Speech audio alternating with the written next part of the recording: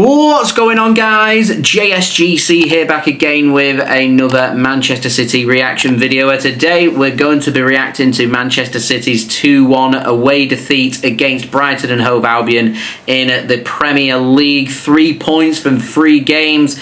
Huge talking points from this match. So, I think we'll start off first by speaking about the last 30 minutes of this game and what went wrong here for Manchester City. I thought, firstly, I'm just going to spend a minute or so giving some tremendous praise to Brighton and Hove Albion. When you're 1-0 down against Manchester City, you're relying on 4 new players to come into the game from the substitute bench to try and make an influence. It isn't an easy thing to do. Did it well last season and done it really well today as well. So kudos to Brighton for sticking with it.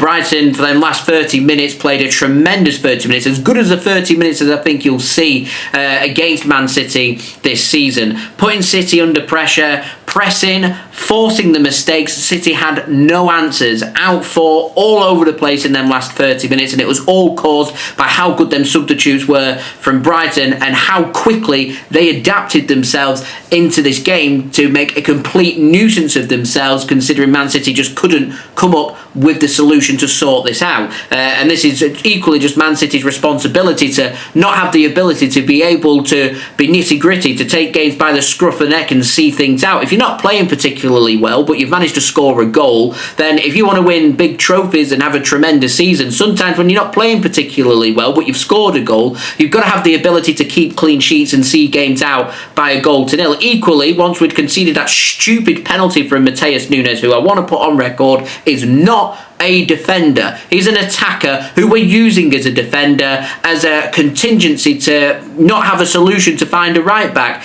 and that is going to come back time and time again over the next season to bite us on the backside. We've not got enough time in this transfer window to sort it out, so we've now got to stick with that. And a stupid thing for Matheus Nunes to do. He has these stupid moments in him because ultimately these mistakes happen in the obviously the final third of Man City's box rather than at the other end. He makes a mistake in attack. It has no impact whatsoever on the game. You make a mistake at the back though, and it can have every damning effect on a football game, and that's exactly what's happened here because, surprise, surprise, Matheus Nunes isn't a defender. These crazy, silly moments are going to happen when you're using players outside of their natural position, and why this has been neglected by the board and by Pep Guardiola right up to this point of not replacing Kyle Walker suggests to me right now, from what I've seen in just these opening 3 games, is it's going to have a devastating effect on Manchester City's season. And the biggest cause for concern here is what I saw last week against Tottenham Hotspur, the ability for them to easy press us,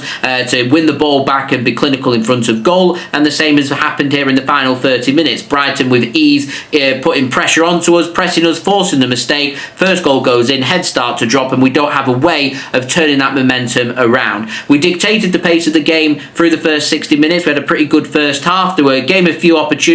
We learned our lesson from last week in being able to, when we're on top and creating opportunities, score goals. Yeah, we could have come away if we'd been really clinical with 2 or 3 goals in the first half, but the fact is we managed to grab the opening goal and we never really built from that. We had no shots on target once Erling Haaland had scored. I think we had just 2 shots in that second half. We had no answer to how Brighton had put us under pressure. We were happy just to play pedestrian football, and when you're going to play with the tightest of margins, a 1-0 margin, you run the risk that you're going to end up being able to shoot yourself in the foot, and that's exactly what happened here. It got to a point where Brighton was so good at putting us under pressure that I was more than happy just to leave the Amex Stadium making progress from last season, which is we lost this game, learn your lesson, we scored, they've equalised, we've made a mistake, 1-1 draw, move on and go from there. Come away with the point. That point could be the difference between success and having an unsuccessful season. We couldn't even do that. Because defensively, all over the place for that second goal. That Gruda guy, when he came on, fantastic, caused us all kinds of problems. You know, we brought on Jeremy Doku to make an impact, couldn't make any impact, couldn't find any way to get him involved in the game. Compare that with how well Brighton did with their substitutes, tells me that they had all the answers and we didn't have any. Why have we not got the answers? poor recruitment through this summer, not addressing the issues defensively that we've needed to address, making the same approaches as we had last season, which didn't work. We lost. Making the same approach today, which, surprise, didn't work. We lost. You can't keep going with the same tactics and expecting different results, because these games that we struggled with last season are going to be the exact same games that we're going to struggle with this season as well. You've got to do something different. That falls on the manager and his coaches. That falls on Pep Guardiola. He's the man that's in charge of everyone. All of the approaches, and we're not seeing any results. An embarrassing exit out at the Club World Cup, a poor start to the Premier League season, 3 points from 3 games. I look at the Premier League table. We've got 2 long weeks now to really think about this. 2 weeks, guys. 2 weeks to think about this result and how we've played so far. We sit in 12th in the Premier League. There's the potential that we could even drop down as low as 13th place. Leeds United are going to be above us. Manchester United, they're not been very good. There's talk of Ruben leaving Manchester United. They're over us. We face them next. Man United have the potential, because that's a game we lost last season. Going off what we've seen so far, we beat Wolves away last season. We've beaten Wolves away this season. We lost to Tottenham Hotspur at home last season. We've lost to Tottenham at home this season. We lost to Brighton away last season, and we've lost to Brighton away this season. Manchester United's next up. We lost at home to Manchester United last season, and going off what we've seen in these patterns, we're going to struggle and potentially lose the Manchester derby at home again against Manchester United straight from the international break. Not very good, is it? Napoli at home, Serie A champions. There's not a gimme. There's no guarantees there for Manchester City. Again, another team that are very good with the high pressing, lots of quality. King Kevin De Bruyne in his return could be leaving with all 3 points, and then Arsenal away to follow that up. There's the potential here that Man City could potentially, in all competitions, could be 4 Premier League losses in a row and 5 losses in a row for Manchester City. That's the form that we was looking at when we was hitting November and December of last season, and we're doing it. We're getting it away, done with, nice and early here, before we even start to hit in with the fatigue and injuries and crisis going on and stuff. And there's a lot of things that City need to seriously think about and give themselves a head wobble. I know a lot of people are going to come into the comments and start speaking about Pep Guardiola. I put on my X account, and I'm going to stand by this, all the accountability doesn't just fall on one man and Pep Guardiola. Yes, he selects the team. Yes, he selects the approaches. He works on the games and stuff. The man's a genius. We're not going to dispute that. He's done tremendously well for Manchester City, but the accountability of this game doesn't just fall on Pep Guardiola. Man City have got enough quality to go out, create opportunities, score goals and win football games, and they haven't done that. That isn't good enough. Not good enough from Pep Guardiola. I'm not going to sit here and excuse Pep Guardiola's not learnt his lessons from last season. That's not good enough. The approach from the players after we went 1-0 up hasn't been good enough from Man City. The approach when it was 1-1 wasn't good enough, and when we went 2-1 down, again, not good enough. City suffering seriously here. It's not fatigue that they're suffering from here. They're suffering from mentally not being capable, or quite simply, this could just be a quality issue. City have been found out. They don't have a plan B, and the quality of the players that we're looking at aren't the same as what we was dealing with from winning the treble a couple of seasons back. Obviously, we went on to win the Premier League the season after, and that's, for me, is when Man City have hit their complete peak. They're struggling to hit the heights. They don't have the answers. They don't have the solution. It's when you start to look for transition and you're looking for change. And at the moment, we're not. We've done some, but we've not done enough, and everything seems to be pointing towards another very difficult, long, hard season here for Manchester City.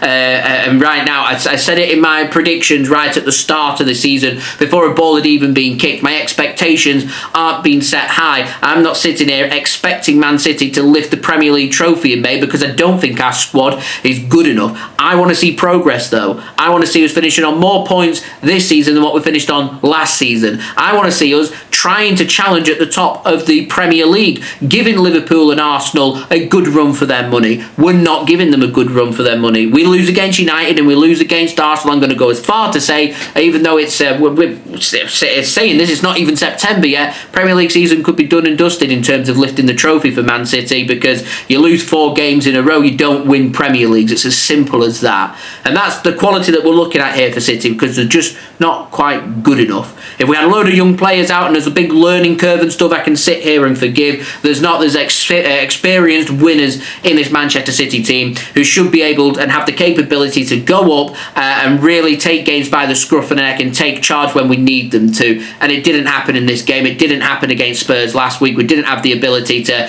see out and go behind at half-time 1-0 rather than 2-0 because that changes the game. Here, sometimes you've got to look at it and say a point on the road against a difficult opponent like Brighton, we'll take the point, we'll run with it. You know, we're giving away a silly penalty. We'll try to have a couple of shots on target, see if we can get a win. If we don't get a winner, you know, we'll sit here. I'm sure loads of people would still lose the plot, but I wouldn't have been losing the plot about it. I'd have said we've picked up a hard-fought point that's made a bit of progress on what we saw from last season. Because at the moment, all I'm seeing is mistakes made last season are being made this season, and that is inexcusable. Right from the top, right through the whole football club, whether that be from the board, the decisions that have been made in the transfer market, Pep Guardiola, the players, all the lot.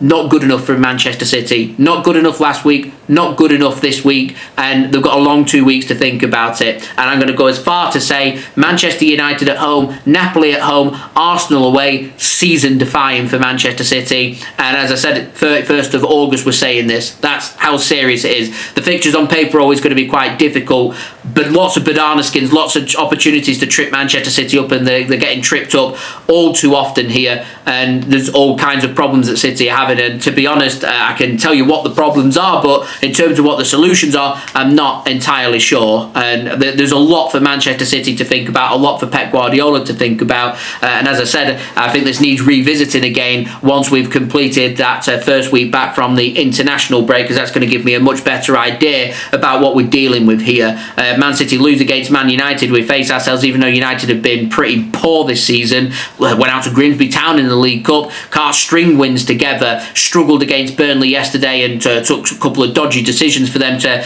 pick up a win, but they're looking at it and saying they've got 4 points, we've got 3 and they're over us, and if they beat us they go 4 points clear of us. And you know, if Arsenal beat Liverpool today and Arsenal win their game after the international break and they beat us, all of a sudden Manchester City facing themselves being having some serious problems, because we could end up being Arsenal could end up being on 15 points and we're on 12 points behind. Yeah, that isn't good after just 5 games.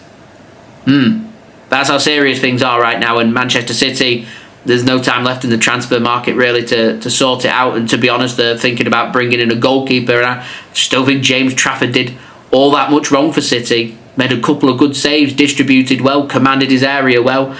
It's kind of the only positive I've got, other than Haaland, 100th appearance, scored another goal for Man City. Everything else, I'm struggling with a positive spin, and I'm a very positive person. And that's just, yeah. I'd love to know your thoughts, guys, in the comments. Please do let me know. Don't forget, leave a thumbs up on today's video too. Do subscribe if you're new around here. It is free to subscribe. Social media links there in the description too. If you want to go and follow me on my X, Instagram and TikTok. Email also in the description as well. If you want to hit me up for any sponsorships for any videos or any general business inquiries. And I'll see you all again real soon for the next one. So I've been JSGC. Thank you all for watching. Peace. Ciao for now.